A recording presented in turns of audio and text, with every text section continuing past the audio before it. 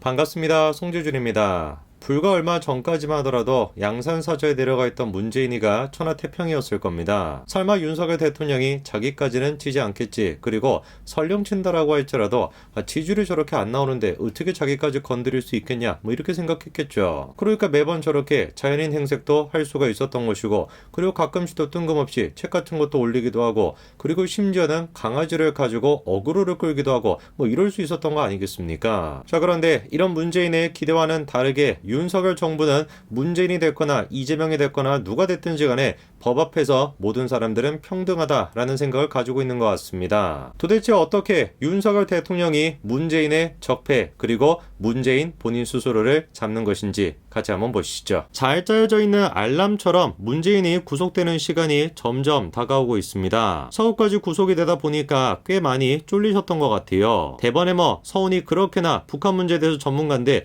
어떻게 그런 사람을 구속시킬 수 있냐, 이런 메시지를 내놨죠. 글쎄요, 암만 제가 생각해보더라도 자연인 행색을 너무 오래 하셔서 그런지 현실 감각이 너무 떨어지신 것 같아.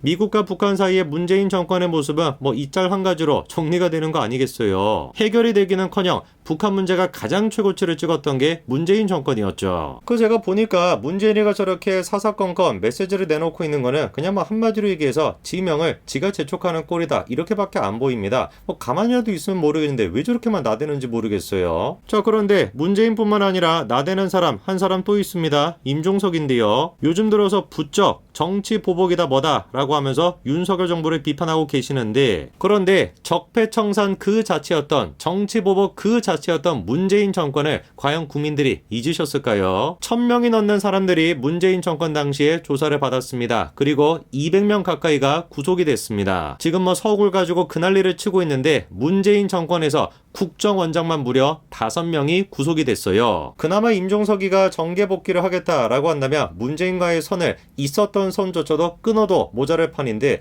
저렇게 다시 문재인 팔아가지고 정치하겠다라고 하니까 참으로 운동권 세력들은 이 시대 정신이 부족한 것 같습니다. 이미 시대가 바뀌었습니다. 윤석열 정부로 정권 교체가 됐고 국민들의 인식도 바뀌었고 거기에 맞춰서 윤석열 정부도 변화하고 있죠. 이번에 강호필 소장이 최전선인 1군단장으로 임명이 됐습니다.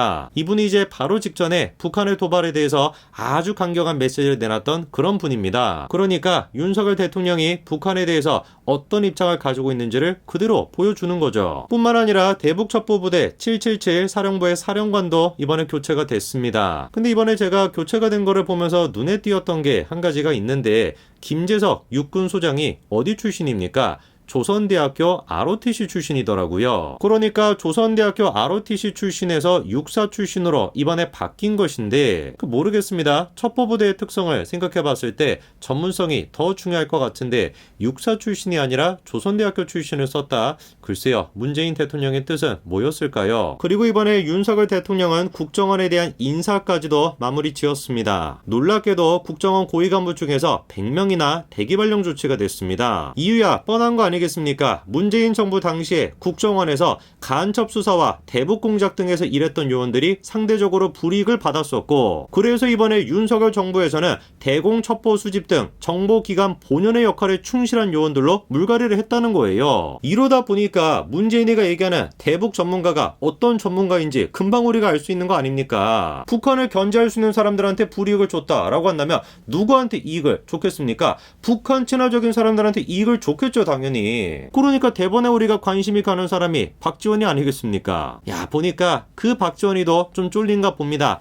내가 원장했던 게 죄다, 눈물이 난다, 이런 얘기까지 하더라고요. 박지원 원장님, 지금까지 그래도 잘 해먹지 않으셨습니까? 그 눈물 조금만 좀 모아두셨다가 문재인이나 이재명이나 다 같이 손잡고 국립호텔에 들어가셨을 때 그때 원 없이 쏟아내시기 바랍니다. 자, 그 다음에 이번에 또 중요한 이야기 한 가지가 나왔습니다. 임종석과 관련된 논란이 있었죠. 그게 바로 다른 게 아니라 청와대가 울산시장 선거에 개입했다라고 하는 의혹이었는데, 참으로 이상하게도 임종석이나 조국은 결국에 불기소 처분이 됐습니다. 그런데 이번에 놀라운 증언이 나왔습니다. 당시 문재인 청와대가 송철호의 경쟁 후보한테 공공기관장 직을 주겠다라는 식으로 얘기했다는 건데요. 저 증언의 주인공은 저 얘기를 들은 장본인이기도 한 임동호 전 민주당 최고위원입니다. 임동호 전 최고가 법정에서 이런 얘기를 했죠. 2018년도 2월 12일에 한 전 수석이 자신한테 전화를 걸었다. 저기서 얘기하는 한 전 수석이라고 하는 게 민주당의 한병도 의원을 얘기하는 겁니다. 그렇게 한병도가 자기한테 전화를 걸어가지고 아니 왜 도대체 나가려고 하냐, 마지막으로 좀 생각 좀 해봐라. 그러면서 검찰이 오사카 총영사는 좀 어렵더라도 A급 공기업 사장 자리는 줄 수 있다 라는 얘기를 들었냐 라고 물어보니까 임 전 최고가 자리 어떻겠느냐 이런 식으로 얘기를 했다는 거죠. 그리고 그렇게 한병도한테 전화를 받고 난 뒤에 실제 청와대 인사 담당 행정관으로부터 자기가 또 어떤 자리에 가고 싶냐는 전화를 받았다는 거예요. 완벽하게 그러니까 당시에 청와대가 선거에 개입했다라는 게 지금 뭐 확인이 된 거 아닙니까? 하명 수사를 내려가지고 그런 식으로 또 선거에 개입한 것뿐만 아니라 상대방 후보, 경쟁 후보를 떨어뜨리기 위해서 직까지 주겠다라는 식으로 선거에 개입했던 겁니다. 여기서 그리고 또 한 가지 우리가 주목해봐야 되는 게 있는데요. 법정에서 임동호 전 최고가 정확하게 기억은 나지 않는다라는 식으로 얘기했습니다. 그러나 불과 몇 년 전에 저거에 대해서 임동호 전 최고가 뭐라고 또 얘기를 했었냐? 2019년도입니다. 그때는 임동호가 분명히 기자들한테 뭐라고 얘기를 했었냐? 임종석 전 실장과 김경수 경남지사 국회의원들이 있는 술자리에서 한병호가 꼭 오사카를 가야겠나? 다른 데는 어떠냐? 라고 말한 적이 있다? 이렇게 얘기했거든요. 누구누구가 있었다라는 거예요? 임종석이도 있었고 김경수도 있었다라는 거죠. 우리 김경수도 있었다라는 겁니다. 김경수가 있는 자리에서 한병도가 꼭 오사카 자리를 가야 되겠냐? 이렇게 얘기를 했다는 거예요. 하필이면 그런데 김경수한테 드루킹이 어떤 자리를 요구했었습니까? 오사카 총영사 자리를 요구했었죠. 글쎄요, 왜 하필이면 한병도는 임동호한테 김경수가 있는 자리에서 오사카 총영사 자리는 좀 힘들 것 같다라는 식으로 얘기했을까요? 혹시 한병도는 이미 그때 당시에 김경수를 둘러싼 논란의 내막에 대해서 그 진실이 무엇인지 알고 있었기 때문에 아니었을까요? 여기 우리가 또 한 사람 주목해봐야 되는 사람이 있습니다. 당시 울산 경제부시장이었던 송병기인데 놀랍게도 송병기 업무 수첩에 뭐라고 정확히 적혀 있습니까? 임동호 그리고 옆에 자리 요구라고 적혀 있죠. 그리고 그 수첩에는 이런 내용까지 들어가 있습니다.